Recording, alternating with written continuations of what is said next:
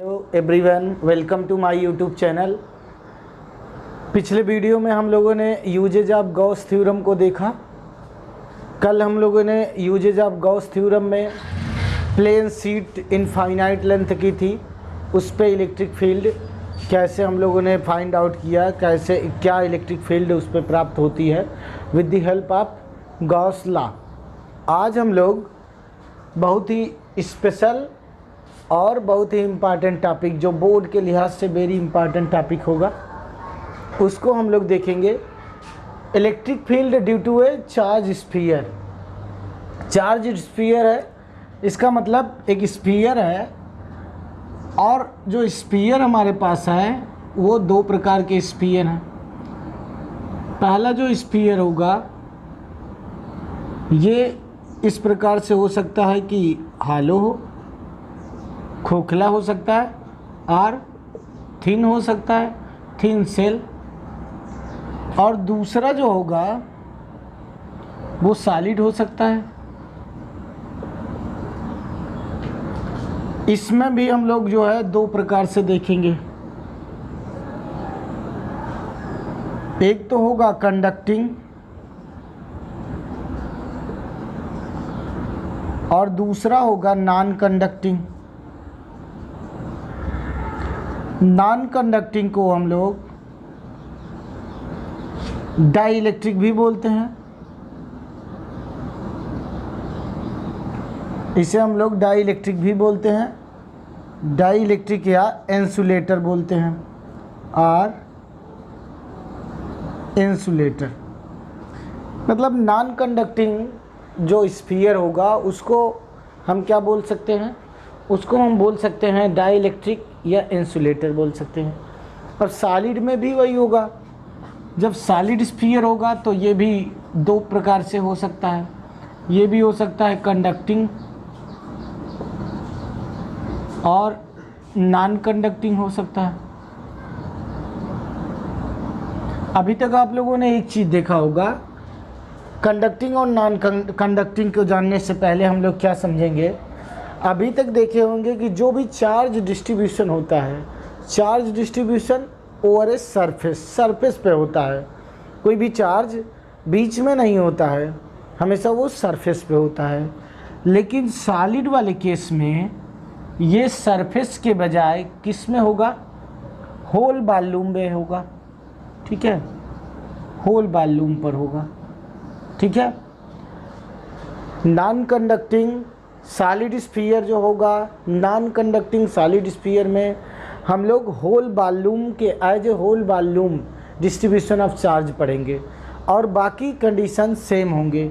यानी कि ये दोनों कंडीशंस और ये कंडीशन, ये तीनों कंडीशन में जो भी हम लोग प्राप्त करेंगे इलेक्ट्रिक फील्ड, उसकी वैल्यू सेम आएगी, वो हमेशा सेम आएगी। तो हम लोग सबसे पहले इन तीनों कंडीशन को एक साथ रखते हैं। ठीक है, अच्छा ये भी देखेंगे। सरफेस है तो सरफेस पे सरफेस चार्ज डेंसिटी होगी। ये डिस्ट्रीब्यूट होगा कहाँ, charge are distributed over a surface.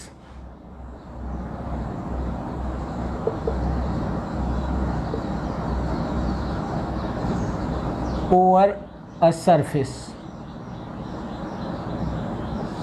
Surface पे डिस्ट्रीब्यूट होगा तो सरफेस चार्ज डेंसिटी होगी, सरफेस चार्ज डेंसिटी। अगर हम लोग इसको सिग्मा कहें तो डिफाइन किया गया था चार्ज पर यूनिट एरिया। ये चार्ज पर यूनिट एरिया ही सरफेस चार्ज डेंसिटी होगी।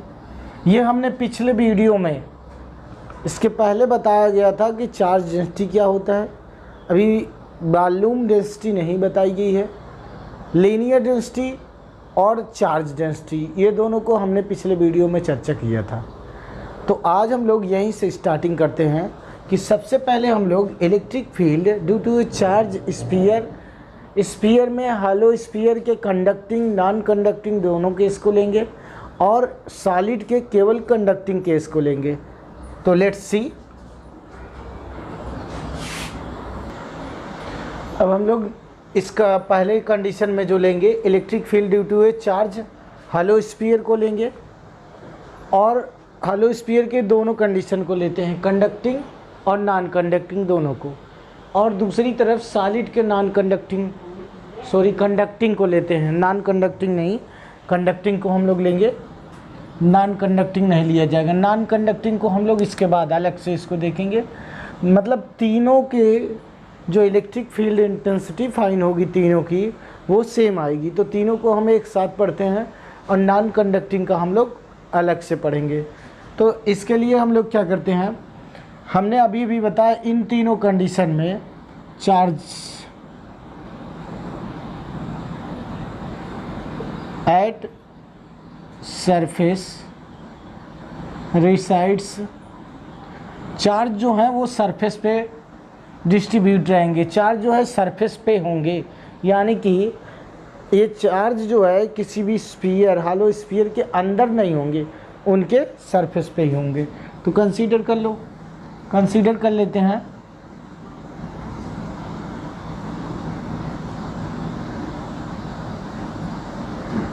एक हम लोग स्फीयर कंसीडर कर लिए, और ये कैसा स्फीयर है, हॉलो स्फीयर है। इसकी रेडियस मान लेते हैं, ये रेडियस इसकी आर कंसीडर कर ली गई, ये पॉइंट सेंटर पॉइंट है। इसके बाद ये कहा जाए कि इस पर प्लस चार्ज डिस्ट्रीब्यूट है, प्लस चार्ज को ओवर सरफेस रिसाइड कर देते हैं।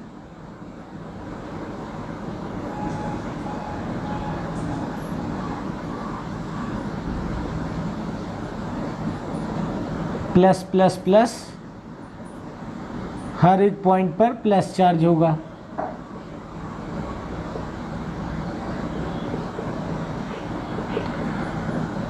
इसके हम अंदर आउटर साइड में लेंगे एक पॉइंट और इनर साइड में एक पॉइंट लेंगे। तो सबसे पहले हम लोग आउटर साइड पे कोई पॉइंट लेते हैं, यहाँ कंसीडर कर लेते हैं, ये पी पॉइंट है। यहाँ पे हमें इलेक्ट्रिक फील्ड इंटेंसिटी कैलकुलेट करनी है। इलेक्ट्रिक फील्ड हॉलो स्फीयर के अकॉर्डिंग हमें कैलकुलेट करनी है। तो हम यहाँ एक गॉसियन सरफेस कंसीडर कर लेंगे। कैसा करेंगे, कंसीडर कर लेंगे, वो भी इमेजिनरी, काल्पनिक होगा ये गॉसियन सरफेस। तो इधर भी बना देते हैं। अब ये फिगर इससे अच्छा तो नहीं हो सकता है,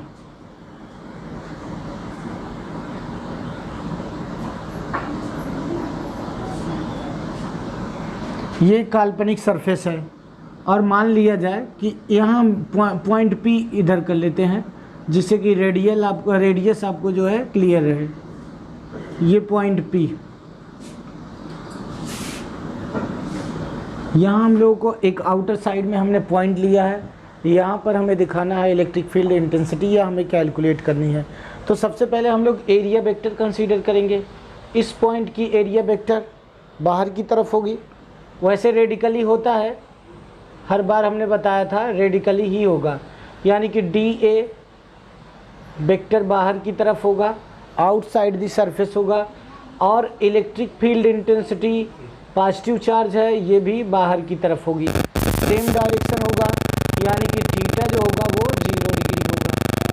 ये बात यहाँ से कंफर्म हो गई। कहीं भी हम पॉइंट ले लेंगे कोई दिक्कत नहीं है, यहाँ इस स्फीयर के किसी भी बिंदु पर हम लेंगे तो वही सेम वैल्यू आएगी। अगर हम दूसरा पॉइंट लें इधर इस साइड में, तो वो भी रेडिकली ही होगा। अगर यहाँ पर मैं एक दूसरा पॉइंट ले लेता हूँ, तो यहाँ भी रेडिकली हम लोग कहीं भी लेंगे तो रेडिकली इस डायरेक्शन में हो जाएगा। जो डी ए वेक्टर होगा वो इस डायरेक्शन में होगा, और दूसरी तरफ जो इलेक्ट्रिक फील्ड इंटेंसिटी होगी वो भी इसी डायरेक्शन में, पॉजिटिव से away from the positive charge, तो ये भी होगा। यानी कि जो एंगल होगा वो इनके बीच 0 डिग्री होगा, कहीं भी किसी भी स्थान पे हम पॉइंट ले लें। ये आर है और इसको हम स्मॉल आर मान लें। तो सबसे पहले हम लोग जो है आउटसाइड पॉइंट पे कैलकुलेट करेंगे, यानी कि आउटसाइड डिस्कशन हम लोग करेंगे। Outside of the sphere. हम लोग सबसे पहले बाहर वाले पॉइंट की बात करते हैं और बाहर वाली पॉइंट पे कैलकुलेट करते हैं इलेक्ट्रिक फील्ड इंटेंसिटी। फ्लक्स सबसे पहले कैलकुलेट करेंगे, टोटल फ्लक्स कैलकुलेट करते हैं। टोटल फ्लक्स ये किसके बराबर होगा? Surface integral E dot D A के बराबर होगा, यानी कि ये E डी ए कास 0 हो जाएगा। और इसको हम लोग कैलकुलेट करेंगे तो E डी ए कास 0 यानी कि surface integral E D A केवल मिल जाएगा। तो E हर एक बिंदु पर सेम है, तो होल आपका इलेक्ट्रिक फील्ड इंटेंसिटी है डी ए को हम लोग ये डी ए ऐसे डी ए सब प्लस करते जाएंगे तो कितना आ जाएगा? ए आ जाएगा। और ए किसका निकल रहा है? स्फीयर का निकल रहा है। तो जब हम स्फीयर का ए निकालेंगे तो फिर क्या पॉइंट हमें मिलेगा? एक यहाँ पर डेंसिटी रो भी हम लोगों ने जो है, सॉरी डेंसिटी नहीं, हम लोगों ने सरफेस चार्ज डेंसिटी सिग्मा रखा है और ये बताया गया है कि it is define ratio of the charge to surface area. तो ये डी ए सब जोड़ेंगे तो कितना हो जाएगा? वो ए हो जाएगा। और ए कितना है? वो है 4 पाई। और हमने यहाँ कल्पना किया ये हमारा जो है ये गॉसियन सरफेस है। कैसा सरफेस है? इधर लिख देते हैं, ये आपका गॉसियन सरफेस, ये इमेजिनरी गॉसियन सरफेस है। तो 4 पाई स्मॉल आर स्क्वायर हो जाएगा। ये जो केस हमने लिया है वो r is greater than r। Small r जो है यानी कि जो आउटर रेडियस है वो बड़ी है in comparison to inner radius, यानी कि जहाँ पर हमने जो कंसीडर किया है हॉलो स्फीयर। क्लियर? तो ये हमारे पास टोटल फ्लक्स आ गया। ये फ्लक्स हमने कैलकुलेट कर लिया, इसको इक्वेशन 1 मान लेते हैं। दूसरी तरफ हम लोगों को गॉस ने बताया था, गॉस ने बताया है कि जो टोटल फ्लक्स होगा, इसको नोट कर लो, टोटल फ्लक्स है वो किसके बराबर होगा? Q inside charge inside upon epsilon naught. तो Q इनसाइड यहाँ से हम लोग Q निकालेंगे तो क्या आ जाएगा? सिग्मा इंटू ए आ जाएगा। तो सिग्मा इंटू ए का मतलब 4 पाई आर स्क्वायर, यानी कि 4 pi r square. Are square किसकी वैल्यू है? इसकी वैल्यू है, सॉरी। तो ये हो जाएगा 4 pi r square into sigma, ये सिग्मा हम लोग नोट कर दिए, अपान एप्सिलॉन 0 हो गई या एप्सिलॉन नॉट। यहाँ भी टोटल फ्लक्स हो गया। ये इक्वेशन सेकंड हो गया। ये तो हमने कैलकुलेट किया था, ये गॉस ने बता दिया, तो ये दोनों आपस में बराबर होने चाहिए। तो इक्वेशन 1 और 2 को हम लोग इक्वेट कर देंगे तो देखते हैं क्या वैल्यू मिल जाएगी। ये दोनों फ्लक्स हैं तो दोनों बराबर होने चाहिए, यानी कि ये बराबर हो जाएगा। तो हम लोगों को वैल्यू ये मिल जाएगी इक्वेशन 1 और 2 से, E into 4 pi r square is equal to 4 pi r square into sigma upon epsilon 0। ये दोनों आपस में बराबर हो गए। 4 पाई स्क्वायर 4 पाई से कैंसिल हो जाएगा और E बराबर क्या आ जाएगा? ये आ जाएगा r square sigma upon epsilon into r square. इसको और सरल कर दें तो ये sigma upon epsilon 0 into r square upon r square, ये वैल्यू हम लोगों को मिल जाएगी। ये क्या मिल गया है? Intensity electric field due to a charge hollow sphere conducting या नॉन कंडक्टिंग, या फिर हम लोगों ने सॉलिड के कंडक्टिंग केस को लिया है। तीनों कंडीशन में हमें E बराबर क्या मिला है? Sigma upon epsilon 0। और ये जो रेडियस है, ये जो हमने कंसीडर किया था हॉलो स्फीयर, उसकी रेडियस है। और ये जो गॉसियन सरफेस, काल्पनिक गॉसियन सरफेस है, इसकी रेडियस स्मॉल आर ली गई है। यानी कि किस कंडीशन में है? स्मॉल आर ग्रेटर देन है कैपिटल आर से, उस केस में हम लोगों ने ये प्राप्त किया है। लेकिन अगर ये चार्ज डिस्ट्रीब्यूट हो केवल और केवल ये टोटल चार्ज जो अभी हम लोगों ने डेंसिटी के अकॉर्डिंग निकाला है सिग्मा को, अगर ये चार्ज क्यू मान लिया जाए टोटल, तो फिर ये क्या हो जाएगा। अभी देखते हैं हम लोग, एक बहुत ही इम्पॉर्टेंट रिजल्ट प्राप्त होगा, देखेंगे हम लोग जो इम्पॉर्टेंट रिजल्ट प्राप्त करने चल रहे हैं। देखिए अभी टोटल फ्लक्स हम लोगों ने क्या प्राप्त किया था, मैथमेटिकली हम लोगों ने ये प्राप्त किया था कि total flux E into 4πr² मिला था। इसके बाद अकॉर्डिंग टू गॉस अगर हम लोग बात करें ला, तो ये कहा जाएगा कि जो टोटल फ्लक्स होता है, total entire flux of internal part, जो इंटरनल पार्ट में टोटल फ्लक्स होगा Q अपॉन एप्सिलॉन नॉट होता है।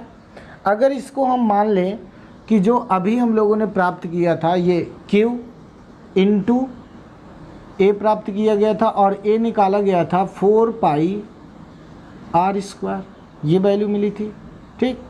तो इसको अगर हम लोग कह लें कि ये टोटल Q है, मतलब ये जो टोटल चार्ज इसका मिला हुआ है इसके अंदर, उसको हम लोग मान लें कि इसी सेंटर पर ये Q चार्ज हो गया।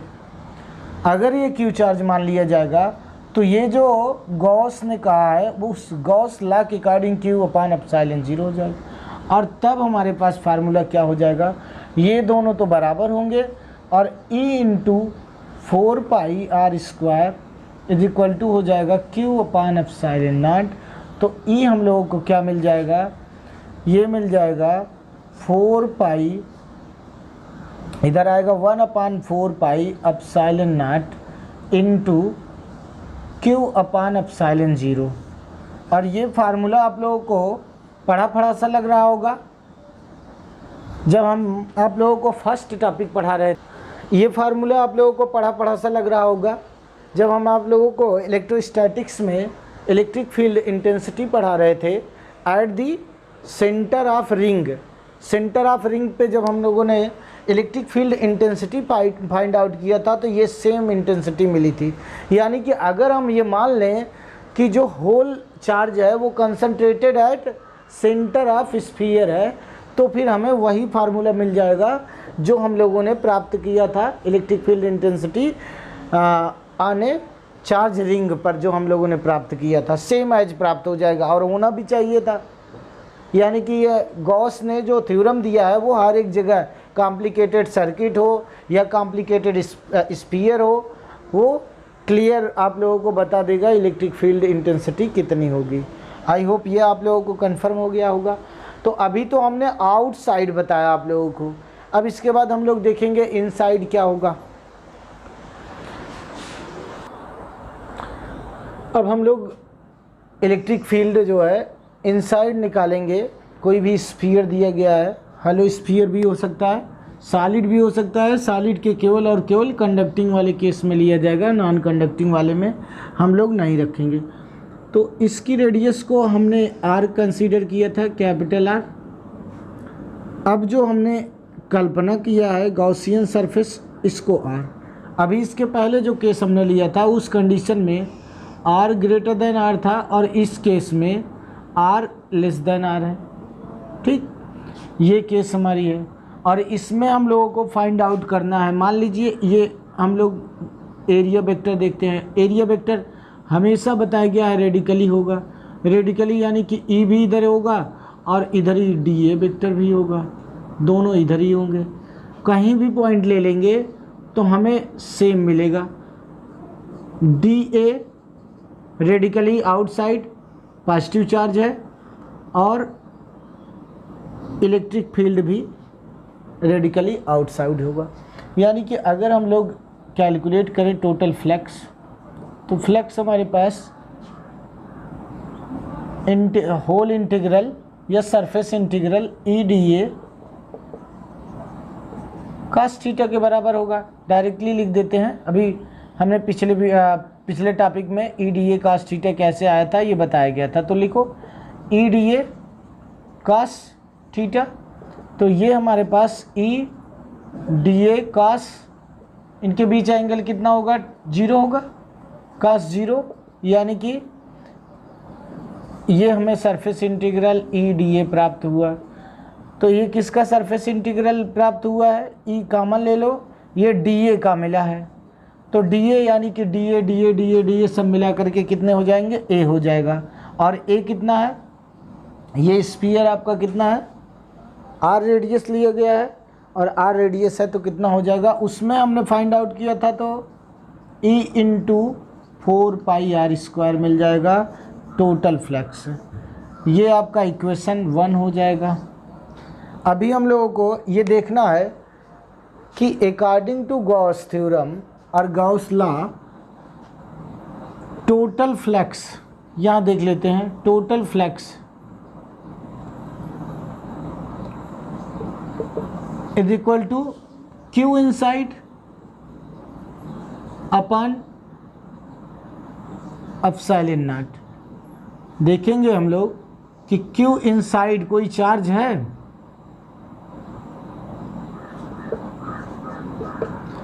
इनसाइड में कोई चार्ज है, ये कल्पना किया गया है, सब सरफेस पे चार्ज हैं, कोई भी चार्ज इनसाइड नहीं है, सब सरफेस पे रिसाइड्स हैं, होल सरफेस पे ये इक्वली यूनिफॉर्मली रिसाइड्स हैं, यहाँ कोई चार्ज नहीं है। और जब चार्ज नहीं है तो इसका मतलब क्या हो जाएगा, टोटल जो फ्लक्स है ये चार्ज जो है 0 हो जाएगा, और जो फ्लक्स है वो कितना मिल जाएगा, 0/ε0, यानी कि फ्लक्स गॉस थ्योरम से टोटल 0 मिला। ये आपका सेकंड इक्वेशन हो गया। और हम लोग देखेंगे टोटल फ्लक्स के बराबर होना चाहिए। इसका मतलब है कि ये वाला फ्लक्स इस फ्लक्स के बराबर होना चाहिए, और इस फ्लक्स के बराबर होगा, इसका मतलब टोटल E इंटू 4πr² 0 हो जाएगा, यानी कि E बराबर 0 होगा, यानी कि electric field inside the spherical surface हमें प्राप्त ही नहीं होगी। अंदर हमें कोई भी पॉइंट हम स्फेरिकल सरफेस के अंदर लेंगे तो वहाँ हमें इलेक्ट्रिक फील्ड फाइंड आउट नहीं होगी। अच्छा, अगर हमें सरफेस पे निकालना है ऑन दी सरफेस, तो हम लोग यहीं देख लेंगे ऑन दी सरफेस कैसे निकालेंगे। अगर E at the surface of sphere हमें निकालना है तो हमने E बराबर क्या जनरल केस में निकाला था, 1/4πε0 इंटू, अगर हमने यहाँ कंसनट्रेटेड टोटल माना था Q चार्ज, वो चार्ज किसके बराबर था, 4πr² into sigma upon epsilon not, इसके बराबर, इसको हमने कुल Q मान लिया, तो Q अपान r² वैल्यू हम लोगों को प्राप्त हुई थी। ये कह रहे हैं कि अगर सरफेस पे निकालना है तो ये r इस r के बराबर हो जाएगा, इसका मतलब r is equal to r हो जाएगा। तो electric field intensity 1/4πε0 into Q upon r² हो जाएगी, यानी कि सरफेस पे भी इलेक्ट्रिक फील्ड होगा और आउटसाइड भी होगा, लेकिन इनसाइड कोई भी इलेक्ट्रिक फील्ड महसूस नहीं किया जाएगा, या वहाँ पर कोई भी इलेक्ट्रिक फील्ड नहीं होगा। अब इसके बाद हम लोग नॉन कंडक्टिंग को भी देख लेते हैं। नॉन कंडक्टिंग सॉलिड स्फीयर को देखेंगे। अब हम लोग इलेक्ट्रिक फील्ड, अभी तक हम लोगों ने हॉलो स्फीयर का पढ़ा, कंडक्टिंग और नॉन कंडक्टिंग दोनों केस को पढ़े, और सॉलिड के केवल जो है कंडक्टिंग केस को पढ़े थे। यहाँ नॉन कंडक्टिंग केस को पढ़ेंगे, वो सब एक ही प्रकार से थे, ये थोड़ा सा डिफरेंट होगा। हम कंसीडर कर लेते हैं सेम जैसे उसमें कंसीडर किए थे कि मान लीजिए रेडियस इसकी r है, अब इसके आउटसाइड पे एक पॉइंट है, ये मान लिया जाए, और जो r दूरी पर है। यहाँ भी हम लोग केस 1 में पहले तो आउटसाइड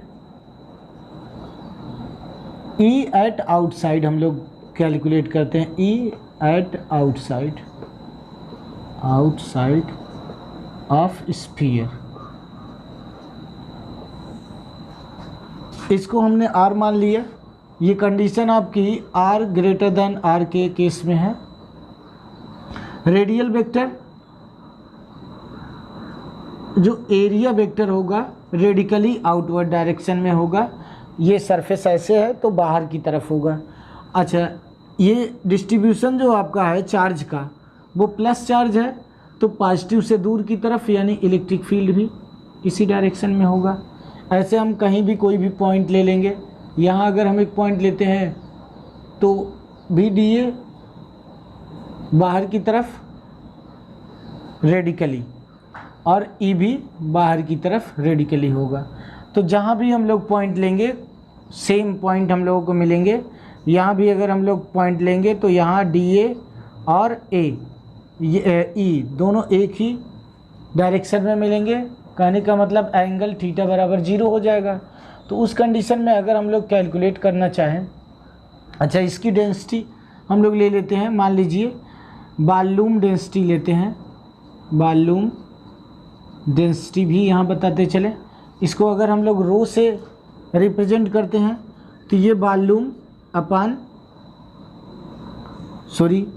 ये चार्ज अपान वॉल्यूम से डिवाइड होगा। तो हमें अगर चार्ज निकालना है इस फार्मूले से, चार्ज निकालना है Q बराबर हो जाएगा रो इंटू वॉल्यूम।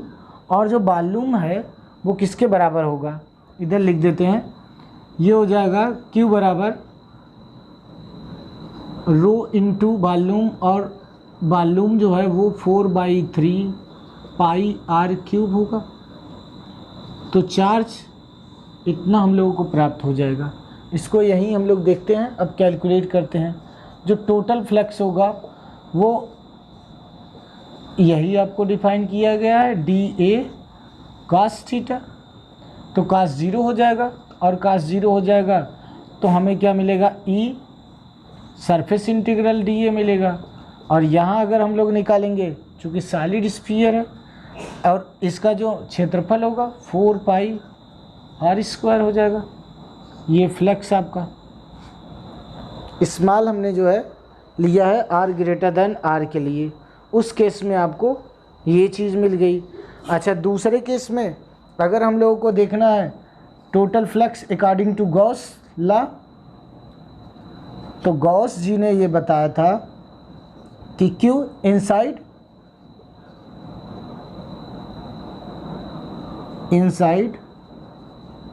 अपान एप्सिलॉन नॉट होता है। तो Q जो हमारे पास है वो टोटल वॉल्यूम डेंसिटी के रूप में है। चूँकि ये सॉलिड स्फीयर है तो वॉल्यूम डेंसिटी के रूप में होगा। ये निकाला गया है Q का मान, ये हो जाएगा रो 4/3 पहले लिख देते हैं पाई r³ into rho upon epsilon 0 हो जाएगा। इसको इस प्रकार से कैलकुलेट किया गया है। हम समझ रहे हैं, आप लोगों को समझ आ रहा होगा स्टूडेंट। इसके बाद इसी वैल्यू को हम लोग पुट कर देते हैं और हमें मिल जाती है, इसको नोट डाउन कर लो, यहाँ हम मिटा देते हैं। ये दोनों फ्लक्स आपस में बराबर होने चाहिए। ये वाला फ्लक्स इक्वेशन 1 होना चाहिए, ये वाला इक्वेशन 2 होना चाहिए, दोनों आपस में बराबर होने चाहिए। यानी कि E into 4πr² equal to होना चाहिए 4/3 pi r³ into rho upon epsilon not. 4π से कैंसिल हो जाएगा, 1/3 यहाँ बचेगा, तो ये हो जाएगा E r² इधर आ जाएगा 1/3 r³ इंटू सिग्मा अपान हो जाएगा एप्सिलॉन नॉट इंटू r²। इसको और सरल कर देंगे, सरल करेंगे तो वैल्यू कितनी प्राप्त हो जाएगी, इसको हम इस प्रकार से लिख सकते हैं। ये आपका 1/3 into rho upon epsilon 0 r³ capital R³ अपान r²। इसको अगर हम लोग और सरल कर दें, ये देखो ये ऊपर है 1/3 ऐसे है, हाँ। इसको अगर हम लोग और सरल कर दें तो फिर वैल्यू हम लोगों को कितनी मिल जाएगी, ये वैल्यू हमारी लिख दी जाएगी, बाई 3 यहाँ कर देंगे और इसे हम इस प्रकार से rho r cube upon 3 r square into epsilon 0, ये वैल्यू हम लोगों को प्राप्त हो जाती है। Clear? When r is greater than r, किस केस में प्राप्त हुई है? जब इलेक्ट्रिक फील्ड हम लोगों ने फाइंड किया है एक non conducting sphere, solid sphere के केस में हम लोगों ने ये कंडीशन प्राप्त किया है। जैसा कि आप लोगों ने देखा था नॉन कंडक्टिंग केस में, कंडक्टिंग केस में भी आप लोगों को सेम मिला था। यहाँ केवल एक चीज़ का डिफरेंस आप लोगों को मिलेगा नॉन कंडक्टिंग केस में, कि यहाँ जो चार्ज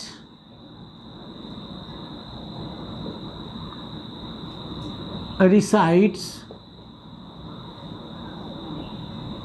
over